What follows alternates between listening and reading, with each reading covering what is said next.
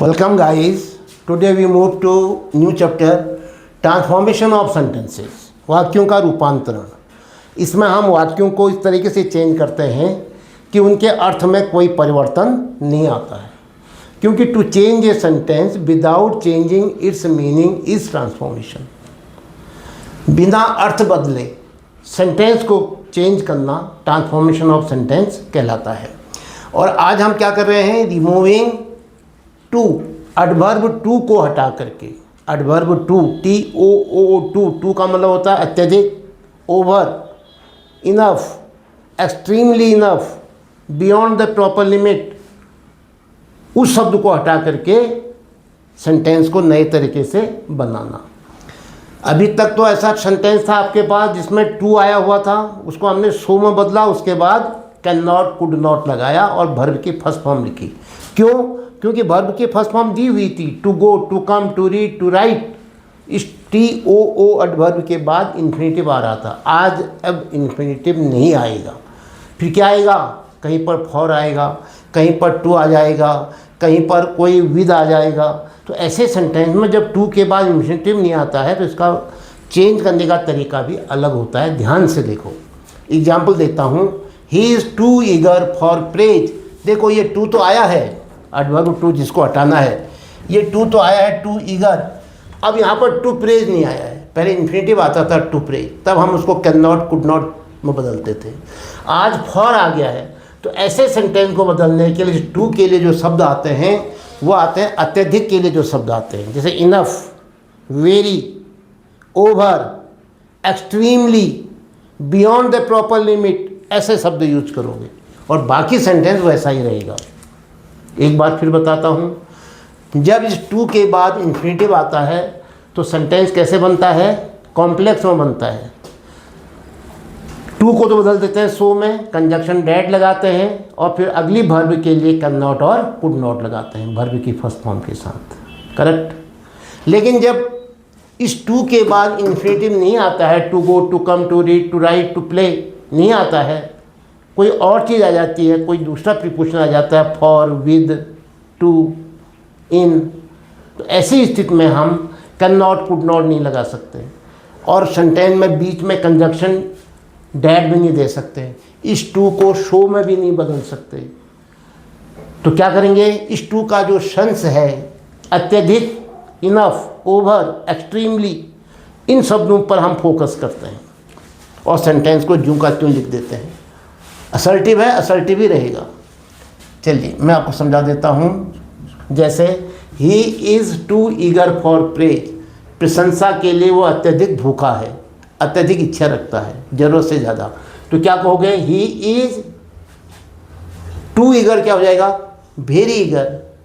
He is much eager, show नहीं आएगा। He is क्या लाओगे? जिसका अर्थ ज़रूरत से ज़्यादा हो जाए, ये लाओ। क्या लाया यहाँ पर? He is very eager, he is much eager, he is over eager. तो ही इज़ मच ईगर लिख देता हूँ मैं।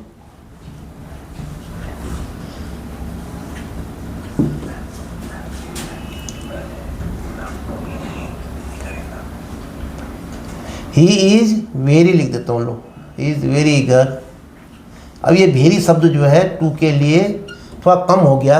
इसका अर्थ है वेरी वेरी वेरी वेरी, बहुत ही ज़्यादा। ईगर फॉर प्रेज, बाकी वही रहेगा।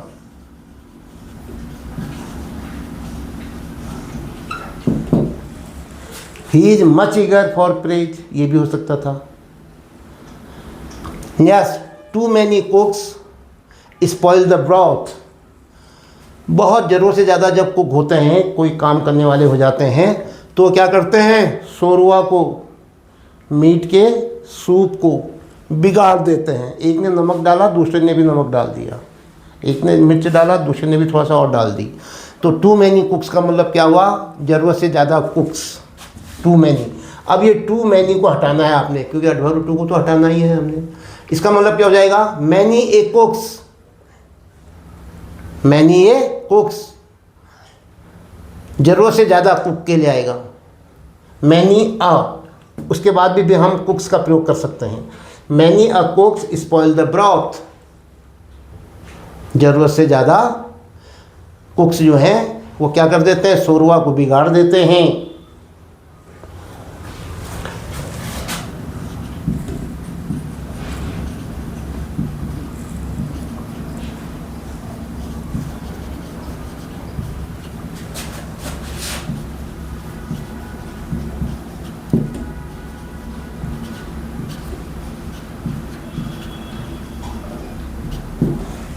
Next, he is too bold in his talk with the teacher, ज़रूरत से ज़्यादा बहादुर है वो बोलने में टीचर के साथ। तो इसका मतलब क्या होगा, he is over bold, he is enough bold, he is much bold, he is extremely bold. तो यहाँ पर लिख देता है ही इज़ ओवर बोल्ड, ज़रूरत से ज़्यादा, जो अच्छा भी नहीं लगता। He is over bold, he is overbold in his talk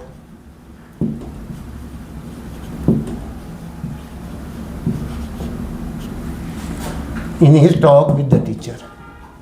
इनको ऐसे उतार दूँ, असर्टिव था, असर्टिव भी रहा। अलग अलग तरीके से वाक्य को भी समझो।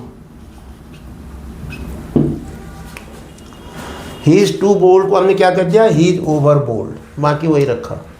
Yes, it is too hot, जैसे आज का दिन है, बाप रे तप रहा है, सहन नहीं हो रहा है, हम कहते हैं इट इज़ टू हॉट। ये जो टू है इसको हटाना है आपने, तो क्या कहोगे, इनफ, वेरी वेरी मच, लेकिन इससे भी काम नहीं बन रहा है तो एक्सट्रीमली कह दो, it is extremely hot.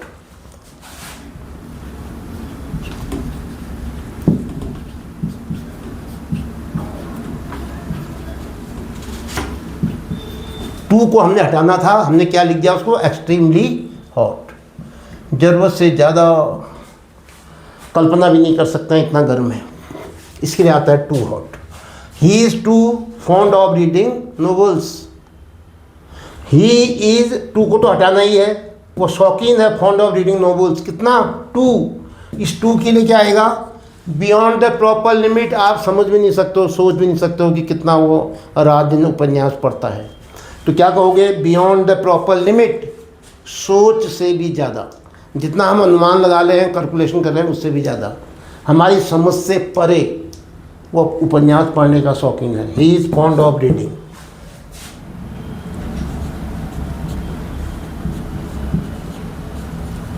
He is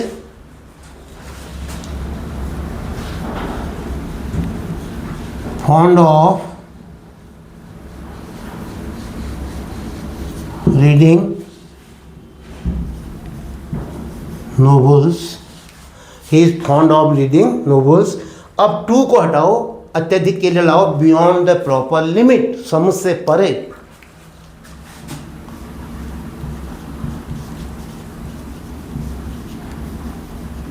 beyond the proper limit, ये शब्द है, समझ से परे। He is too simple in his dealings, अपने व्यवहार में ज़रूरत से ज़्यादा सीधा है, ज़रूरत से ज़्यादा सिंपल है। तो इसका मतलब क्या हुआ, he is very simple in his dealings. He is simple enough, to को बदल दिया मैंने इनफ में, he is simple enough in his dealings. लेकिन इससे भी काम नहीं बनेगा, वो ज़रूरत से ज़्यादा है, तो क्या कहोगे, ही इज़ एक्सट्रीमली सिंपल, ये भी काम अच्छा नहीं बन रहा है, तो क्या कहोगे, ही इज़ सिंपल इनफ ही लिख देता हूँ। चलो सॉरी, टू को हटाना है आपने, इस टू को हटाना है। He is simple enough, he is simple enough in his dealings।